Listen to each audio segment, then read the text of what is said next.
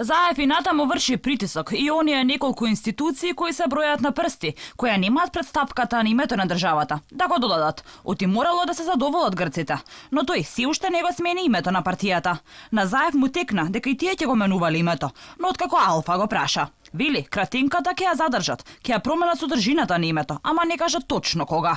Верувам дека во периодот пред нас ќе постапиме согласно Преспанскиот договор и во Социјалдемократскиот сојуз на Македонија.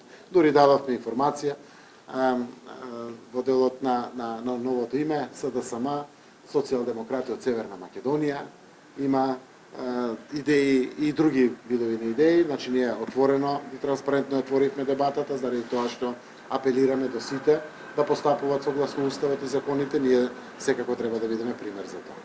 Владеачката СДСМ притиска за имплементирање на Преспанскиот договор, дури и пред време. Од одредени точки од договорот имаат временска рамка во согласност почнувањето на преговорите со Европската унија, односно отварање на поглавја. Сепак, тоа не ги спречи властите да брзаат за се да испорачаат.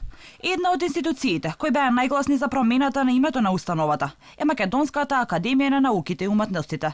Академијата го одби предлогот. Ние пративме официјално барање до собранието и владата, со кое посочивме дека сакаме да се повлече законот за промена на името на Ману. Но ЗАЕФ не отстапува. Ману ќе добие Северна во своето име.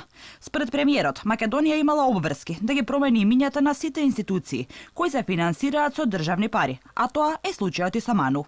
Последниот пат шпекулации дека Ману ќе го промени името имаше во 2019 година, согласно договорот од Нивици. Но се чини академијата тогаш успеа да ги издржи притисоците, па и 2 години подоцна името се уште не е променето.